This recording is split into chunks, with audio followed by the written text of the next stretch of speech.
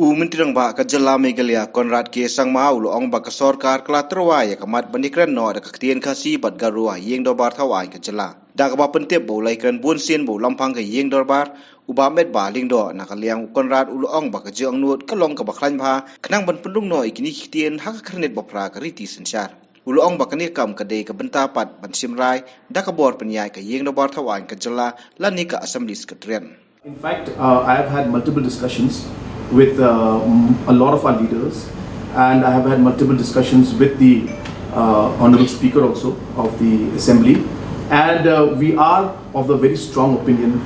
that to certain extent, maybe like in terms of the motions and different resolutions, the debates that take place on the governor and the budget, maybe not question hour immediately, but certain areas along with the translations, even in the assembly,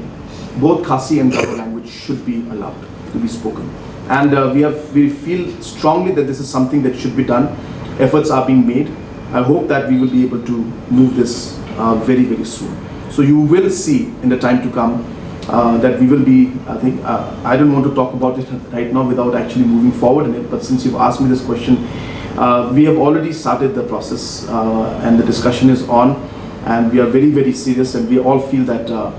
both Khasi and Garo language should be allowed to be used in the assembly, and at least certain parts, maybe not the question hour, but because it requires a lot of immediate thing, but along with translation and everything, both Khasi and Garo language should be allowed to be used in certain parts. Depend on the Secretariat, Assembly Secretariat, but I'm sure that we will get a positive response. It's positive, and but as I said, I can't comment on it because it's a legislature matter, and the Assembly Secretariat will. But as a government, we strongly feel that it's something that should be encouraged.